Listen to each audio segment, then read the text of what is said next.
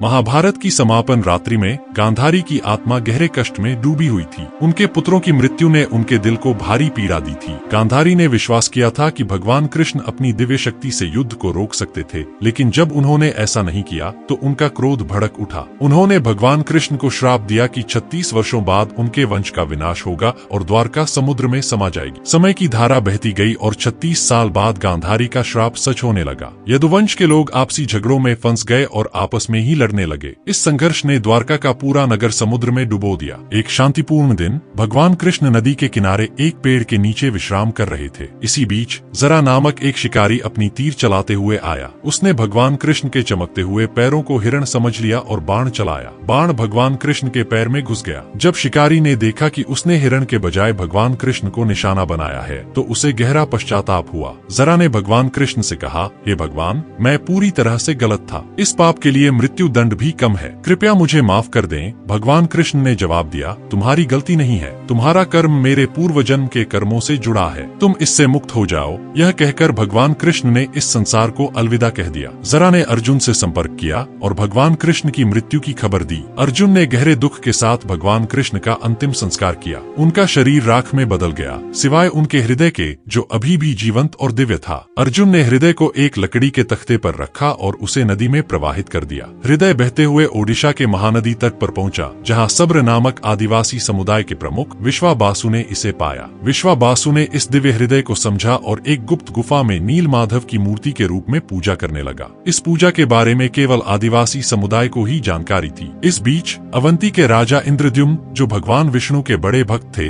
एक दिन एक भटकते ऋषि से सुना कि ओडिशा में भगवान विष्णु की पूजा नील माधव के रूप में होती है। राजा ने ब्राह्मण पुजारी विद्यापति को ओडिशा भेजने का आदेश दिया। विद्यापति ने ओडिशा की यात्रा की और पता लगाया कि नील माधव की पूजा एक गुप्त गुफा में होती है। उन्होंने सब्र द्वीप पर पहुंचकर विश्वाबासु से नील माधव की झलक देखने का अनुरोध किया। विश्वाबासु ने कहा, मैं तुम्हें इस स्थान पर नहीं ले जा सकता, लेकिन अगर तुम अपनी पत्नी ललिता की मदद से अनुरोध करोगे तो संभव है। ललिता ने अपने पिता से अनुरोध किया, लेकिन शर्त रखी कि विद्यापति अपनी आंखों पर पट्टी बांधकर गुफा तक जाएंगे। विद्यापति ने इस शर्त को मान लिया, लेकिन चतुराई से कुछ सरसों के बीज अपने साथ ले गए ताकि रास्ता याद रख सकें। गुफा में जाकर विद्यापति ने नील माधव की दिव्य छवि देखी और मंत्रमुग्ध हो गए। गुफा से लौटकर उन्होंने राजा इंद्रद्युम्न को सारी बात बताई। कुछ महीनों बाद सरसों के बीज अंकुरित हो गए और राजा ने इन पौधों के पीछे पीछे गुफा की ओर यात्रा की। राजा और विद्यापति गुफा तक पहुँचे, लेकिन नील माधव गायब थे। निराश होकर राजा महल में लौट आया। उस रात भगवान विष्णु ने राजा को सपने में दर्शन दिए और कहा, तुम नील माधव को इस संसार में नहीं देख पाओगे। समुद्र तट पर जाओ, वहाँ एक लाल लकड़ी का लट्ठा आएगा। उस लट्ठे में शंख, चक्र, गदा और पद्म के चिन्ह होंगे। उस लट्ठे को बाहर लाओ और उससे 3 मूर्तियां बनाओ। राजा इंद्रद्युम्न ने भगवान विष्णु के आदेश का पालन किया और पुरी के समुद्र तट पर पहुंचे, जहां उन्हें एक तैरता हुआ लाल लकड़ी का लट्ठा मिला। लेकिन लकड़ी इतनी मजबूत थी कि कोई भी कारीगर उसे काट नहीं सका। अंत में भगवान विष्णु के निर्देशानुसार राजा ने देवता विश्वकर्मा से प्रार्थना की। विश्वकर्मा एक बूढ़े बढ़ी के रूप में प्रकट हुए और कहा, मैं इस लकड़ी से मूर्तियां तैयार कर दूंगा, लेकिन मुझे 21 दिनों तक अकेले बंद कमरे में रहना होगा। यदि 21 दिन पूरे होने से पहले किसी ने दरवाजा खोला तो मैं मूर्तियों को अधूरी छोड़कर चला जाऊंगा। राजा इंद्रद्युम्न ने शर्तों को स्वीकार किया और विश्वकर्मा ने काम शुरू कर दिया। लोग कमरे से केवल आरी, छेनी और हथौड़े की आवाज सुन रहे थे, लेकिन 15 दिनों के बाद जब कोई आवाज नहीं आई तो रानी गुंडिचा चिंतित हो गई और राजा इंद्रद्युम्न से कहा, महाराज, उस कमरे से कोई आवाज नहीं आ रही है, शायद वृद्ध बड़ी भूख से मर गए हैं, हमें दरवाजा खोल देना चाहिए। राजा ने शर्तों का पालन करने की बात की, लेकिन रानी की जिद के कारण दरवाजा खोला गया। दरवाजा खोलते ही पता चला कि भगवान विश्वकर्मा ने 3 अधूरी मूर्तियां छोड़ दी हैं और स्वयं गायब हो गए हैं। राजा इंद्रद्युम्न को बहुत दुख हुआ कि उन्होंने विश्वकर्मा की शर्तें नहीं मानी और दरवाजा खोल दिया। इसी कारण भगवान जगन्नाथ की मूर्ति के हाथ और पैर अधूरे हैं। राजा इंद्रद्युम्न ने इन अर्धनिर्मित मूर्तियों को स्थापित किया। आज ये मूर्तियां भगवान जगन्नाथ, भगवान बलराम और देवी सुभद्रा के रूप में पूजी जाती हैं। भगवान जगन्नाथ को दुनिया में एकमात्र जीवित देवता माना जाता है, जो अपने भक्तों की सुनते हैं, समझते हैं और उनकी इच्छाओं को पूरा करते हैं।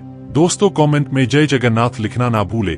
इससे हमें ये पता चलेगा कि जगन्नाथ भगवान के असली वाले भक्त वीडियो अब तक देख रहे हैं।